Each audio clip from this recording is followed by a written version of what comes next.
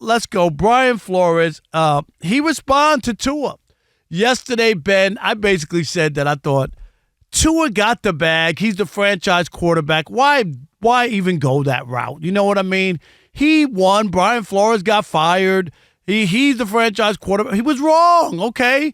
And whatever you want to say, that's fine personally.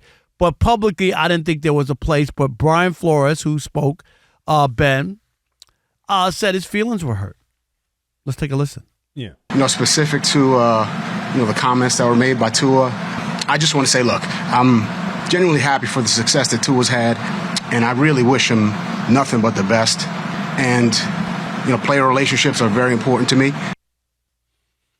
Well, Rob, what's your take there, Ben? I disagree with you a little bit because I thought it was great. We so often are fed a constant buffet of bullshit, Rob, right? Okay, That's why, yes, it's good for guys like me and you because we can kind of cut through all the BS. And for Tua to come out and break the decorum of the NFL to go after a guy, and we had heard rumors, I'm sure you heard the same thing, when he was when Flores was with the Dolphins, he was not happy with Tua. He didn't want them to draft him, and I get it. Yeah, okay, yeah, not exactly. the first coach who didn't want somebody drafted. But he never went on the record and said it, and so all these niceties that everyone uses. Well, then Tua comes out and throws an absolute haymaker. Only problem, Ben, is if you do that after you win the Super Bowl, maybe I'm with you. Dude, you just got a contract. You still don't have a playoff win. What is the sticking your chest out because you got paid? You know what I mean? That's the part that I don't understand. There's a time and place.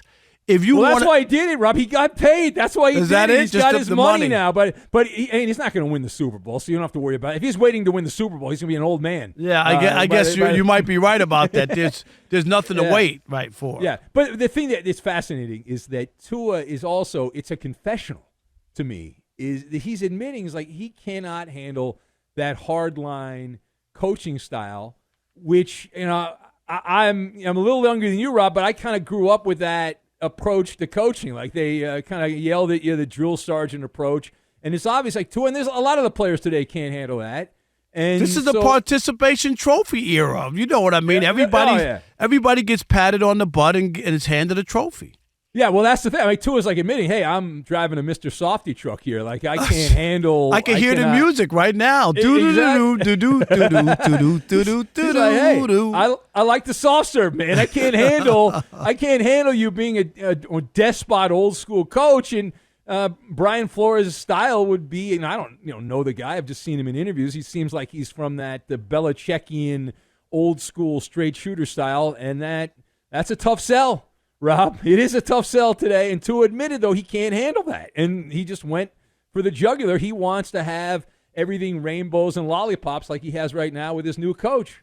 I just think there's a time and a place, and if it really, it just to me didn't fit. It just didn't. To go that route, Ben, sometimes in life, you just take the high road. People always say to me, the one thing is I don't know who you dislike. And I'm like, yeah, you don't know because I don't have to wear it on my sleeve all the time if I'm not cool with you or if I'm not, you know what I mean? You're my cup of tea. You don't have to do that all the time. And I think people get the message. They know whether or not you have a relationship. They know if it came up in a conversation about coaching or something and you say, yeah, this coaching staff that I have now is way more in tune on what I'm trying to do, and I give them a lot of credit for the success. Having sour grapes and divulging that the big bad wolf said that you suck and all that, I just don't know what you get from that. Ben, what you got from that is that he can't handle criticism. That's what he exposed to most people, that he had to cry his eyes out because Brian Flores said boo to him. I mean, is that what you want out? Well, I like it because we've got talk radio to do, Rob. No, I understand that. It fills our void. I get that. Yeah, I mean, he's filling we've got bills to pay, Rob. It's not easy. These hot takes, they don't just create themselves. We need some help here from time to time. So from that perspective, yeah. But it's a way for us to see how the hot dogs are made, right? And Rob, you as a sports writer for so many years, being in locker rooms, and I was in locker rooms a long time too, you hear the public version, which they tell us when we have microphones and tape recorders, and then you hear the private version. And Tua let us see how they make the hot dogs and said, well, this is how I really feel. Well, it scares me because now we see that rat hair is in the hot dogs. I don't know if the hot dogs taste as good anymore.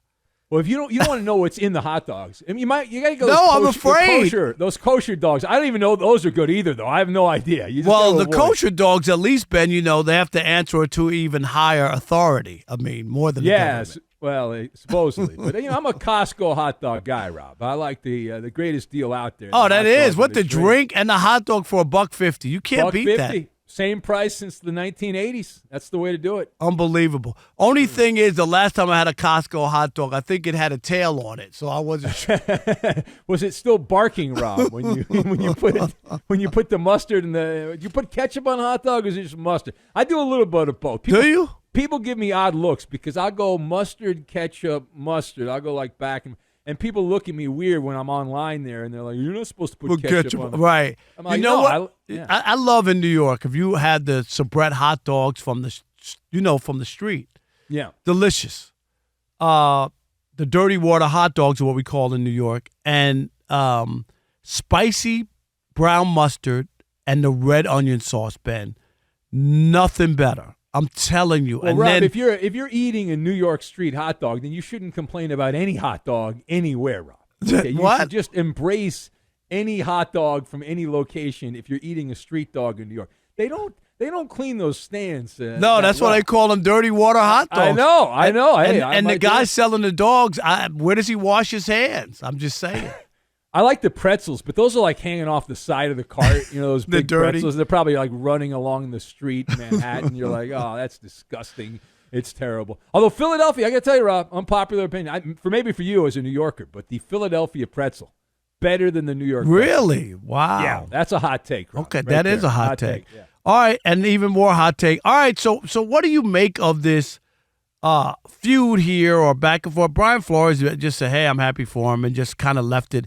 I don't know what else he can say. He didn't expose anything or go any further. He could have made a feud and said, Tua is the reason I lost my job, or you know what I mean, or he didn't play that well, didn't stay healthy, or he couldn't comprehend. You remember when Kyler Murray, and they put in his contract that he had to watch film and all that, embarrassing the guy. Brian Flores could have said some stuff to maybe, say some bad stuff about Tua, despite the contract, to make him look at it. People look at him differently, and he just chose not to do it. I think Brian Flores did the right thing. Well, he did take the high road, but he's also got a problem here because this is going to be weaponized against him. He still is suing the NFL, and there's litigation that's being bogged down. As you know, he's got a great case because Bill Belichick told him there ain't no job in New York you're going to be interviewed for. They already hired the guy. Yeah. I think that's the crux of his case. But my point would be that this is going to be used by the lawyers for the NFL. They're like, see, the Dolphins got rid of him, and Tua didn't like him. He couldn't get along with his quarterback, so this is going to be weaponized against him. So he had to kind of thread a needle, Brian Flores, because you this is going to come back up if this court case continues on. It's going to be used against him. And if anybody on that jury or the judge doesn't think that coaches try to motivate players by talking to them, then they don't know anything about football. Because if that's the case, every football coach would be in that situation at some point. Well, that's the NFL, though. They're going to try to get people, I would think, if it goes to like a jury trial where they put people on that don't know football and say, well, this person's, mean. You can't, he's a mean coach. He's a meanie. Yo, my God, it's the worst thing in the world.